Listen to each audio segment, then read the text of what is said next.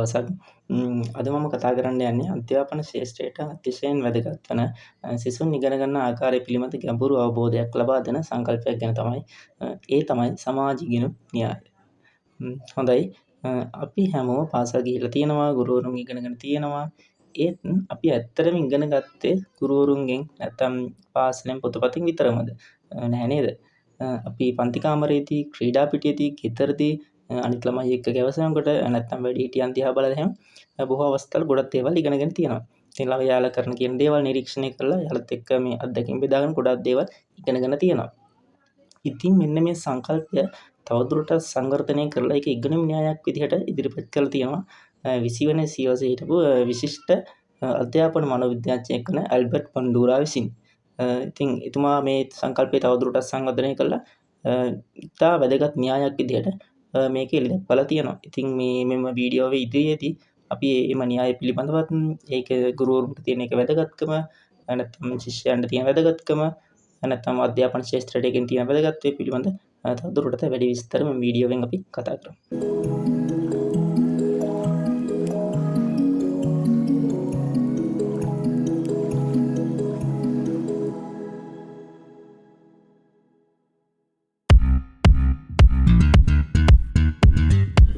සාම්ප්‍රදායිකව ඉගෙනීම ගැන කතා කරද්දී චර්යාවාදීන් කිව්වේ අපි ඉගෙන ගන්නේ ත්‍යාග සහ දඬුවම් නිසා කියලා.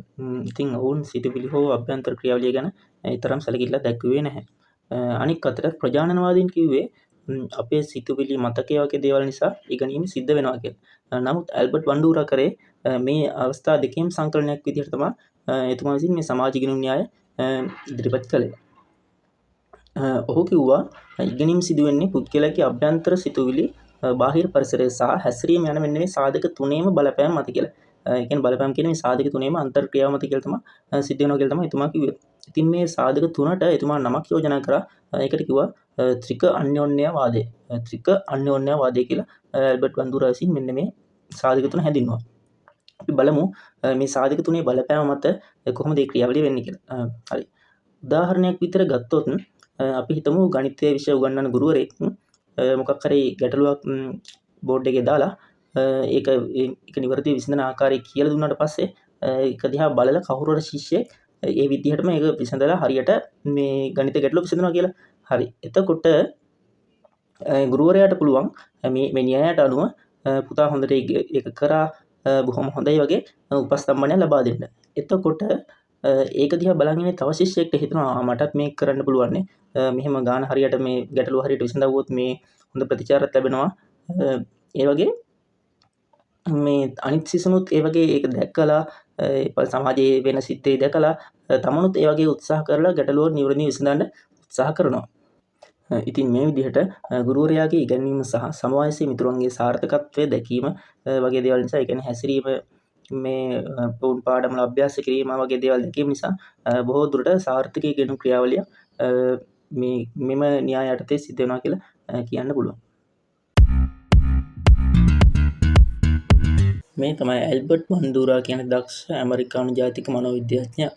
ඔහු තමන්ගේ පර්යේෂණ තුළින් මිනිසුන් හැසිරෙන විදිය ගැන තිබුණු සාම්ප්‍රදායික අදහස් වලට ඉතා විශාල අභියෝගයක් එල්ල කළා.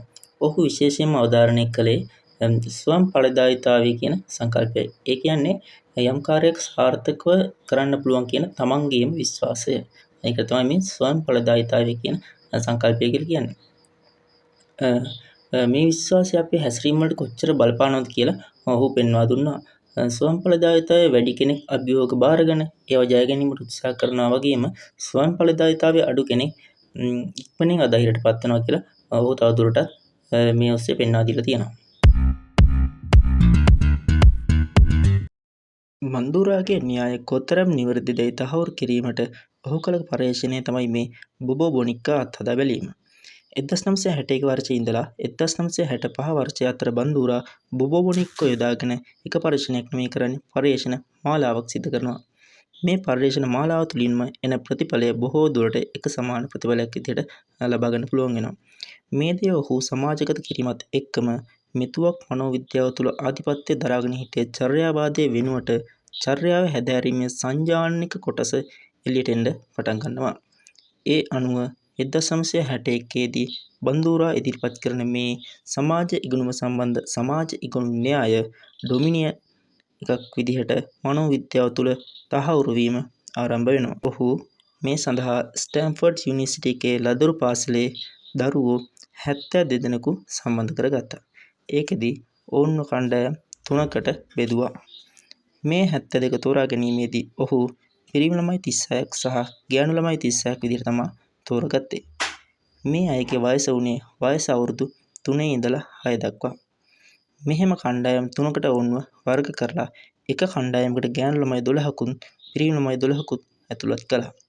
ඒ අනුව කණ්ඩායම් 3 24 කණ්ඩායම් 3ක් විදිහට තමයි සමාන අගයන්ගෙන් බෙදිලා කණ්ඩායම් ලෑස්ති කරේ. ඉන් පස්සේ ඒ දරුවන්ට ඔහු වීඩියෝ එකක් පෙන්නුවා.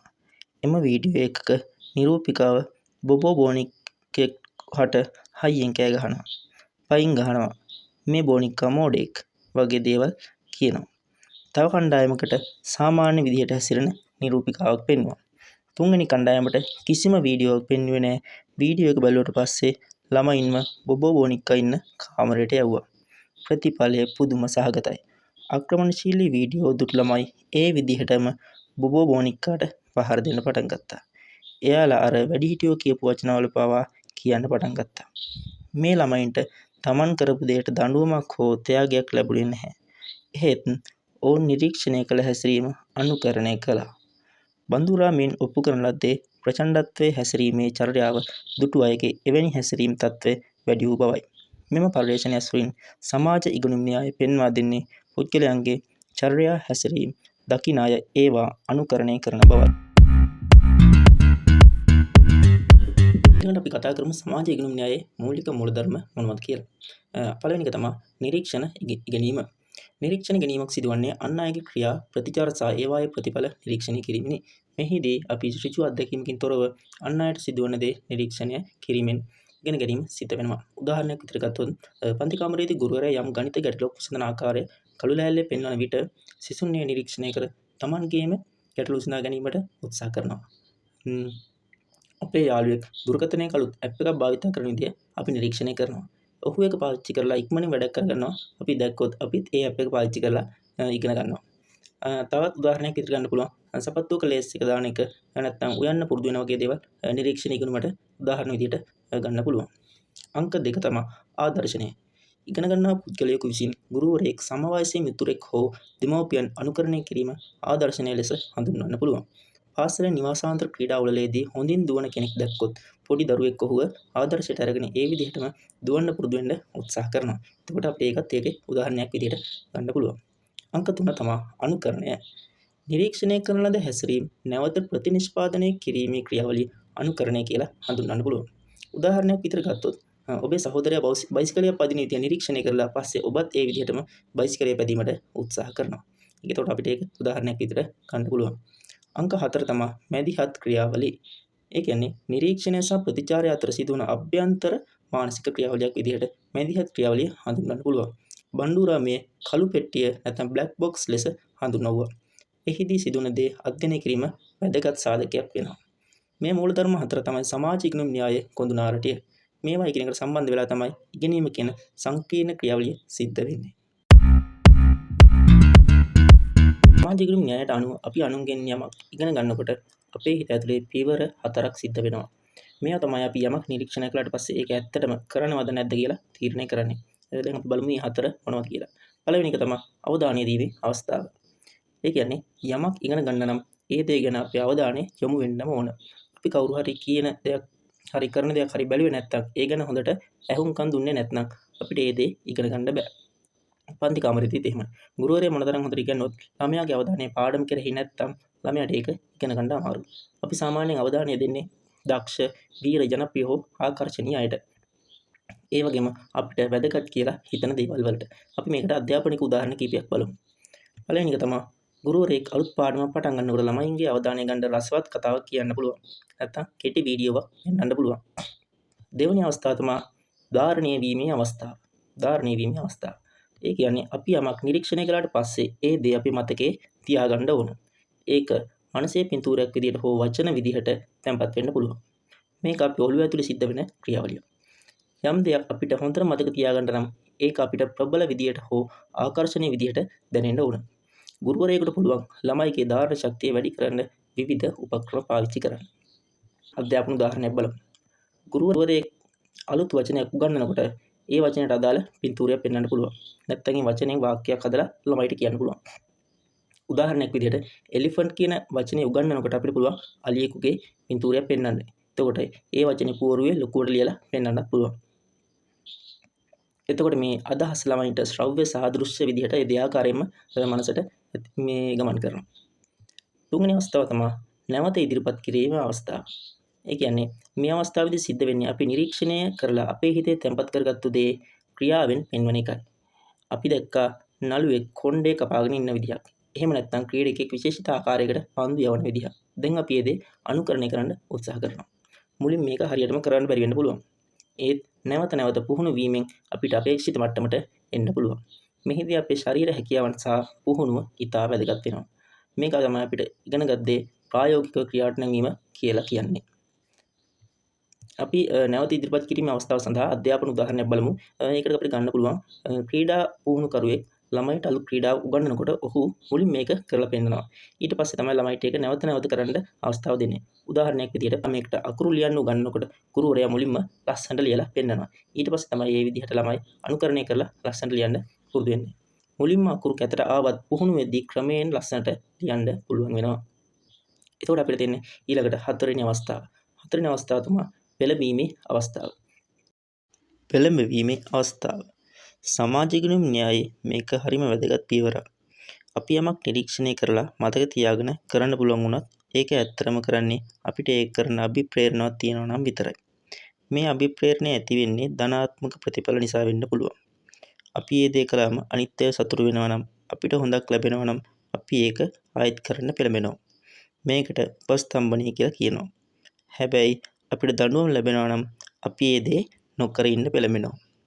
ඉතින් මේ පියවර හතරම එකට එකතු වෙලා තමයි සමාජ ඉගෙනුම් ක්‍රියාවලිය සම්පූර්ණ වෙන්නේ. ගුරුවරුන්ට මේ පියවර තේරුම් ගත්තොත් පන්ති කාමරයේදී ළමයිම වඩාත් හොඳින් ඉගෙන ගන්න සලස්වන්න පුළුවන්. ඉගෙනීම් සිදුවන ආකාරය පුළුල්ව පැහැදිලි කිරීම. මේ න්‍යාය අපිට හොඳටම පැහැදිලි කරනවා අපි ඉගෙන ගන්නේ පොත්පත් වලින් විතරක් නෙවෙයි, ගුරුවරුන්ගෙන් විතරක් නෙවෙයි, අපේ යාළුවන්ගෙන්, පවුලේ අයගෙන්, මාත්‍යයෙන් පවා ගොඩක් දේවල් ඉගෙන ගන්නවා කියලා. ඒ කියන්නේ අපිට ඍජුව අත්දැකීම් නැතුව වුණත් අනිත් අය කරන දේවල් බලලා අලුත් දේවල් ඉගෙන ගන්න අවස්ථාව සැලසෙනවා. ඉතින් මේ නිසා ඉගෙනීම කියන දේ ගැන අපිට ලැබෙන අවබෝධය ගොඩක් පුළුල් වෙනවා. දෙවෙනි එක තමයි ප්‍රායෝගිකව යොදා ගැනීමේ හැකියාව. සමාජ ඉගෙනුම් න්‍යාය අධ්‍යාපන, මනෝවිද්‍යාව සහ සමාජ සේවා වගේ ගොඩක් ශ්‍රේෂ්ඨ වලට ප්‍රයෝජනවත් වෙනවා. මේක ඇත්තටම ජීවිතයට පාවිච්චි කරන ඉතා ලේසි ඉගෙනුම් න්‍යායක්. තුන්වෙනි එක තමයි ස්වයං ඵලදායීතාවය වර්ධනය. සමාජ ඉගෙනුම් න්‍යායයේ තියෙන ප්‍රධානම වාසිය තමයි self efficacy ගැන කතා කිරීම. මේක සරලවම කිව්වොත් යමක් කරන්න තමන්ට පුළුවන් කියන විශ්වාසය ඇති කිරීම. අපි අනිත් අය සාර්ථක වෙනවා දකිනකොට අපිටත් ඒ දේ කරන්න පුළුවන් කියලා ඒ විශ්වාසය ගොඩනගෙනවා. ඉතින් මේ විශ්වාසය ගොඩනගන්න මේ සමාජ ඉගෙනුම් න්‍යාය බෙහෙවින් උපකාරී වෙනවා. හතරවෙනි එක තමයි හැසිරීම වල ගතික ස්වභාවය පැහැදිලි කිරීම. මේ න්‍යායයෙන් කියවෙන්නේ අපේ වටපිටාව වෙනස් වෙනකොට අපේ හැසිරීමුත් වෙනස් වෙන්න පුළුවන් කියලා. ඒ කියන්නේ අපි හැමදාම එකම විදිහට හැසිරෙන්නේ නැහැ. අපිට විවිධ අවස්ථාවලදී විවිධ විදිහට හැසිරෙන්න පුළුවන් වෙන්නේ අපේ නිරීක්ෂණ අත්දැකීම් නිසා. පස්වෙනි එක තමයි ඉගෙනගත් දේ හොඳින් මතක තබා ගැනීම. සමාජ ඉගෙනීම තුළ අනිත් අයත් එක්ක එකතු වෙලා වැඩ කරන එක, ආයෙත් පුහුණු වෙන එක සහ අපි ඉගෙන ගන්න දේ අපිටම අර්ථවත් කරගන්න එක වගේ දේවල් තියෙනවා. මේ නිසා අපි නිරීක්ෂණය කරලා ඉගෙන ගන්න දේවල් අපේ මතකයේ හොඳටම තැම්පත් වෙලා වැඩි කාලයක් රඳා පවතිනවා. මේ වගේ වාසි කීපයක් තවත් බොහෝ වාසි සමාජ ඉගෙනීම් න්‍යායයෙන් අපිට ලබා ගන්න පුළුවන්. වාසි වගේම අවාසිත් කීපයක් තියෙනවා මේ න්‍යායය. අපි ඒවා වෙනින් වෙනම එකින් එක කතා කරමු. පළවෙනි අවාසිය තමයි පාරම්පරික හා ජීව විද්‍යාත්මක බලපෑම අව탁සේරු කිරීම. මෙම න්‍යාය ගොඩක්ම අවධානය දෙන්නේ අපි අනිත් අයගෙන් ඉගෙන ගන්න හැටි, අපේ වටපිටාව අපිට බලපාන හැටි වගේ දේවල් වලට. ඒත් අපේ හැසිරීම වලට පරම්පරාවෙන් එන ගති ලක්ෂණ, මොළයේ ක්‍රියාකාරීත්වය, තම රෝග බාධා සහ ජානමය තත්ත්වය බලපානවා. නමුත් මේ කිසි දෙයක් පිළිබඳව මෙම න්‍යාය සාකච්ඡා වෙන්නේ නැහැ. ඉතින් ඒක එක්තරා දුර්වලතාවයක් නිසා මෙම න්‍යායයේ ඒ අවාසිය අපිට ලැබිලා තියෙනවා. දෙවෙනි එක තමයි සියලුම හැසිරීම පැහැදිලි කිරීමට නොහැකි වීම. මෙම න්‍යායමගින් හැසිරීම් කිහිපයක් පැහැදිලි කරන්න හැකි වුණත් සියලුම හැසිරීම් පැහැදිලි කිරීමේ අපහසුතාවයක් තියෙනවා. උදාහරණයක් විදිහට මේ න්‍යායන් කියන්නේ අපි අලුත් දෙයක් ඉගෙන ගන්න නම් ඒ දේ කරන කෙනෙක්ව නිරීක්ෂණය කරන්න ඕනේ කියලා. ඒත් සමහර වෙලාවට මිනිසුන්ට කිසිම ආදර්ශයක් නැතුව තමන්ගේම අලුත් අදහස් අලුත් සිතුවිලි නිර්මාණය වෙන්න පුළුවන්. එතකොට ඒ වගේ දෙයක් වුණොත් මේකේ න්‍යායන් පැහැදිලි කරන්න බැරුව යනවා. තුන්වෙනි එක තමයි නවෝත්පාදන සහ සුවිශේෂත්වයට ඇති බලපෑම. එම න්‍යාය නිරීක්ෂණයට අනුකරණයට ගොඩක් අවධානය දෙන නිසා සමහර වෙලාවට මිනිස්සු තමන්ගේම අලුත් නිර්මාණ අදහස් හදා ගන්නවට වඩා අනිත් අය කරන දේම එළඹෙන්න පුළුවන්.